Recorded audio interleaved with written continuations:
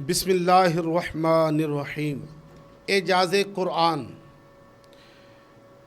یہ بات عمومی طور پر ذہن میں رکھیے گا کہ جس دور کے اندر جس چیز کا عروج ہوتا ہے تو اللہ تبارک و تعالیٰ اس دور کے اندر اس زمانے میں اپنے نبی کو اسی قسم کا معجزہ عطا فرماتا ہے جو سب پر غالب آ کر نبی کا اعجاز بن جاتا ہے۔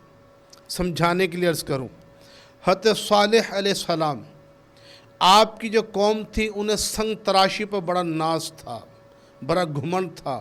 وہ پتھر کو تراش کر، پہاڑوں کو تراش کر مورتیاں بنایا کرتی تھی۔ تو اللہ تبارک و تعالیٰ نے آپ کو یہ معجزہ دیا کہ آپ نے پتھر میں سے اونٹنی زندہ نکالی، اور یہ ان سب کے اس گھمنڈ پر، ان کے اس فن پر غالب آ کر نبی کا اعجاز بن گیا، اور بہت سے لوگ ایمان لے کر آئے۔ اسی طرح حضرت عیسیٰ علیہ السلام دیکھیے، آپ کے دور کے اندر طب، ڈاکٹری یہ بڑے عروج پر تھی۔ بڑے بڑے اطباء جو لا علاج مرض کا علاج کرتے تھے، اور آپ کو اللہ تبارک و تعالیٰ نے کیا معجزہ دیا۔ آپ مٹی سے پرندہ بناتے تھے اور اس میں روح پھونکتے تھے، وہ پرندہ بن کے اڑنے لگ جاتا تھا۔ آپ مادر ذات اندھے کو شفا دیتے تھے، کوڑی کو شفا دیتے تھے۔ یاد فرماتے ہوا میں تو مردوں کو بھی زندہ کرتا ہوں، لیکن بِإِذْنِ اللہ، اللہ کی اذن سے۔ آپ کا یہ جو معجزات تھے، مردوں کو زندہ کرنا، مادر ذات کو، اندھے کو شفا دینا، کوڑی کو شفا دینا، تو یہ ان تمام اطباء ڈاکٹروں کے لا علاج امراض کے فن پر غالب آ کر نبی کا اعجاز بن گیا۔ اسی طرح حضرت موسیٰ علیہ السلام کو دیکھیے، آپ کے دور کے اندر شعبدہ بازی، جادوگری بڑے عروج پر تھی۔ بڑے بڑے جادوگر، شعبدہ باز موجود تھے۔ اللہ تبارک و تعالی نے آپ کو عصا مبارک دیا، ید بیضہ دیا، اور جب آپ عصا مبارک پھینکتے وہ اژدہا بن جاتا تھا۔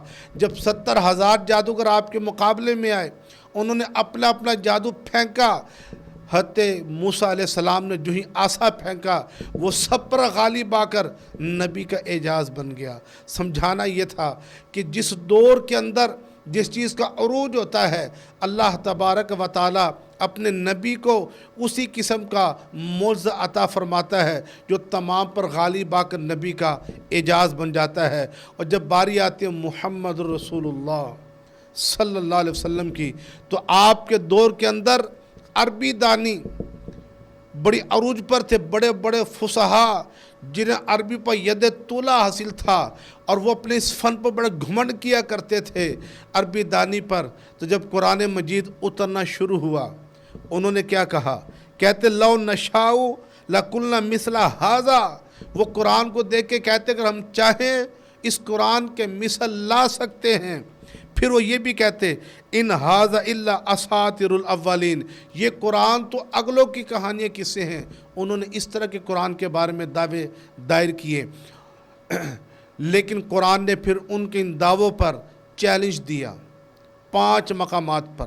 دیکھیں رب کائنات نے ارشاد فرمایا، پہلا چیلنج دیا، فرمایا کہ فَلْيَأْتُوا بِحَدِيثٍ مِثْلِهِ إِن كَانُوا صَادِقِينَ۔ فرمایا کہ اگر تم سچے ہو تو قرآن کی مثل کو ایک بات بنا لاؤ۔ یہ پہلا چیلنج ان فصحائے عرب کو دیا، لیکن وہ عاجز رہے۔ پھر دوسرا چیلنج دیا، قُلْ فَأْتُوا بِعَشْرِ صُوَرٍ مِثْلَهُ مُفْتَرَيَاتٍ، اور فرمایا کہ تم اگر سچے ہو تو لے آؤ اس کے مثل کو 10 صورتیں۔ یہ دوسرا چیلنج تھا، وہ اس سے بھی عاجز رہے۔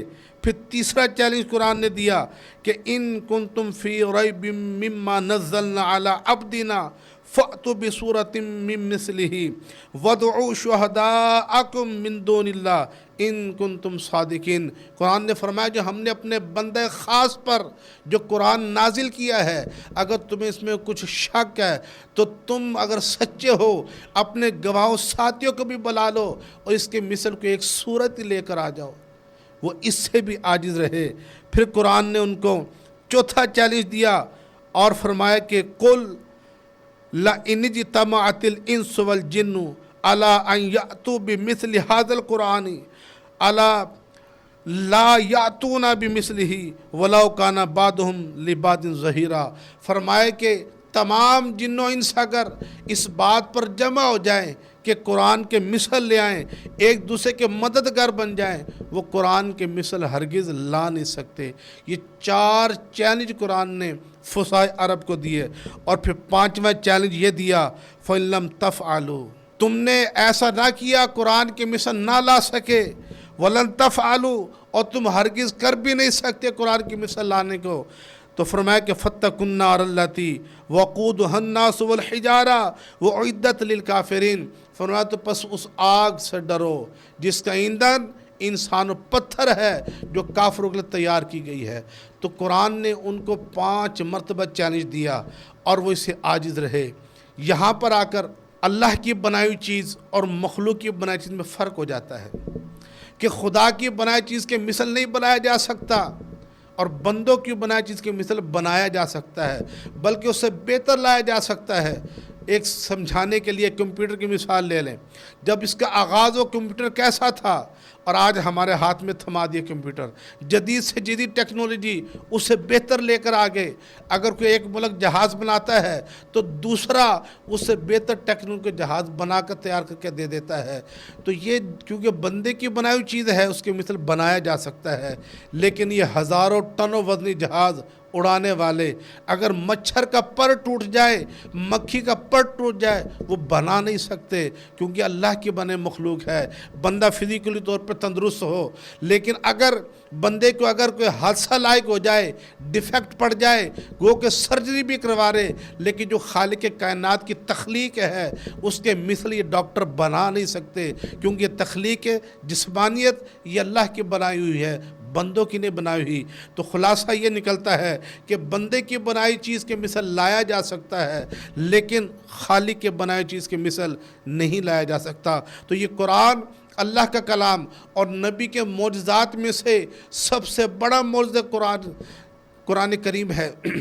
اور جب یہ سب سے چھوٹی سورت نازل ہوئی، ان اعطیناک الکوثر فصل لربک وانحر ان شانک الابتر، تو کسی نے یہ خانہ کعبہ کے اوپر لٹکا دی۔